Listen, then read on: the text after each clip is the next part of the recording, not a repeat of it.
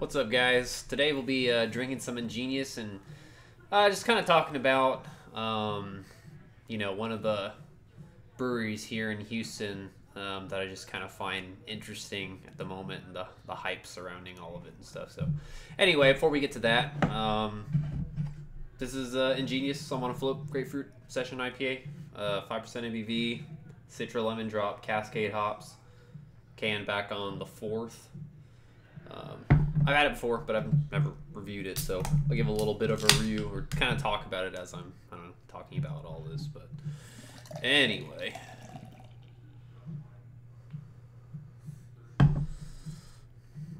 yeah. So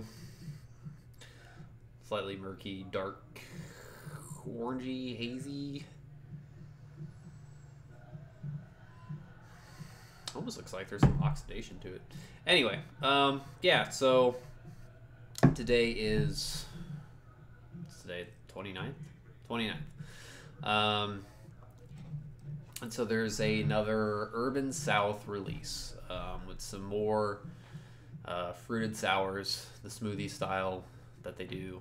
That's kind of taken off recently, and I've got him today, and was looking at a workaround to try to go up there, just because I did enjoy the last release quite a bit. Waiting in line for it kind of sucked, but it was the first time, and so I was skeptical of how good the beers were, and they are pretty good. I'll say that for sure. Out of the at least 2 that I've reviewed, and I've tried all the others that I got. But anyway, yeah. So I'm just kind of following comments on Facebook, and the release is at 4. And when I got there last time, it was like right before 3 o'clock. I don't know how many people were in line at the time, but I mean, pretty substantial. It wrapped all the way down the building, down the road, down the I guess the lot with the other businesses and stuff. And I mean, it was pretty crazy. Yeah, I don't think I got out of there until about 4:30ish, something like that. So, that was over an hour until they opened, then plus the 30 minutes, we'll say, so hour and a half or so. Like I said, they're great, good beers. And kind of was surprised that it was that crazy for that. But, so kind of following the post for today, deciding, trying to figure out if I still want to go to today's. And, I mean, it's not even like 1 o'clock and there's people saying that there's people in line already. So you're waiting in line for 3 hours plus the time it takes. I mean, yeah, you're probably going to be close up to actually buy the beer for these beers that are being made on a pretty, repetitive basis, I guess. I mean, yeah, they might be new ones, but I mean, they just had this release, last week? And then you already have, was it last week or the week before? I can't remember. Anyway, it's been less than 2 weeks. And you're already doing another release, so you know that these beers are pretty frequently made. And I get it's good stuff. The style's not anything super time intensive or anything. It's not like these are, big Russian Imperial Stouts that were aged for like year plus in barrels, or lambic styles or goose that took years to make. Even barrel-aged saisons, whatever else. I don't know. I mean, these are beers that took a few weeks to do. So, I don't know all the ins and outs of the smoothie style, but it's a base fruited sour. Fruited sour is what it's called. I mean, at least. But it's a Berliner Weiss. It's a kettle sour, whatever. I don't know. You don't really even taste the base. You just taste all the fruit. So you just make that style. Doesn't take very long to make, and overload it with, tons of fruit and stuff. So it's just funny to see, that there's that much hype around beers that are made that frequently. When New England IPAs were the thing here, which is another, thing, those are also beers that don't take very long to make. The Spindle Tap stuff would sell out immediately online. And Ingenious stuff had lines. I kind of dropped out of this for a while, so I didn't have to worry about lines and stuff for a lot of things, and I thought buying Spindle Tap stuff at a certain point. But going to the for going up there for Houston and for Houston Hazier and all the other stuff that they had still from previous release. I mean, no lines, nothing. And, you know, it's just interesting to see that that was the hype thing, you know, up to 2 to 3 years ago when it started to come out here. I think it's been like 3 years. And now there's, you know, I guess everybody's done it so many times that it's not the hype thing anymore. Still delicious beers and everything, but you've seen it calm down. So now with the smoothie style being the thing, now you're seeing all the hype around this. And so there's not a lot of people doing it, right? So Urban South has kind of jumped on it, doing this style very frequently, and they're putting it in 16-ounce cans. So, you know, I get that there's a big demand for the beer. I still find it kind of crazy that there's just so much.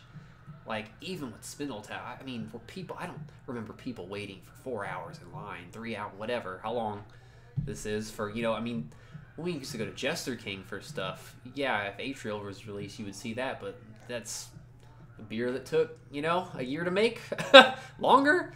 So you kind of get it because you're only getting it once a year, but, I mean, these are beers that are being made on a weekly basis. So I just kind of find it funny that there's just so much hype around it. So, you know, once other breweries start to do these, and this has been done a little bit longer, it's going to end up pretty much the same way as the New England IPAs around here, where you're not going to have crazy lines. You know, you should be able to just go up at the time of the brewery open and grab cans and stuff, just like you can do now with Spindletap stuff. So, yeah, I'm sitting this one out after just, you know, I have to take him to my parents if I would do that, and then, you know, that's a 30-minute drive, and then drive down to the city, and that's a 45-minute drive, and sit in line for at least an hour, hour and a half, wait in line until they open, and then another half an hour, depending on how far back I am at that point, if there's that many people in line already for this thing, just to buy these. And, you know, I'm sure they're great. I'm sure they're good. Just as good as the other ones. But, man, that's a lot of work for beers that are being made on a weekly basis, that are all pretty similar in a sense, you know. So, I don't know. Crazy stuff. Kind of interested to see what you guys think about them and the whole smoothie thing. And I know, you know, there's some other breweries that are doing it too. Baba is being one of them that they're so far out for me now that I haven't been able to go out there in a while.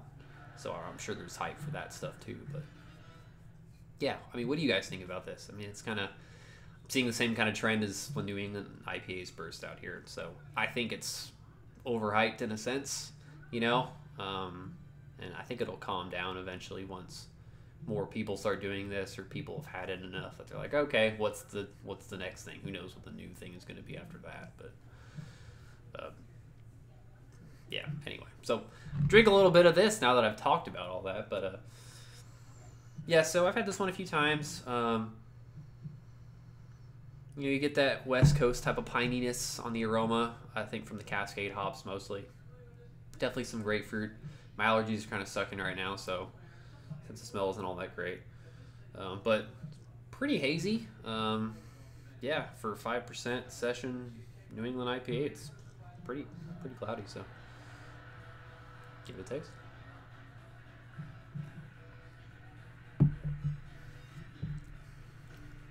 Tons of grapefruit. You know, a little bit more of that kind of, I'd say, piney, resiny bitterness from the Cascade hops, but still plenty tropical. Pretty dry in the finish.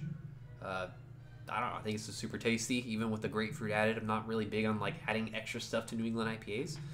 I think the grapefruit is a little bit more intense when I got it too, and so I think it's kind of settled down just a bit and pretty easy drinking. But I mean, to me, this is a classic example of, you know, I'm pretty sure they still have cans of this. Good, solid stuff. Maybe 3 years ago, people would be lining up, but I mean, now you can drive down to Spindletap and still buy. I think they probably still have Houston. So yeah, anyway, I guess that's pretty much my rant. If they still have this and you go to Ingenious, I don't know, it's good. Pick it up if you want. Easy 4.25 for me, at least 4.5. I don't know. Beer is still crazy. It's weird. I thought it would have kind of petered off a little bit, but beer is still crazy. So, cheers. Probably gonna start doing a little bit more talking, ranting type stuff. I don't know, just about what's kind of going on if I see things that are interesting to me, releases and all that stuff. So, yeah. Catch you guys later.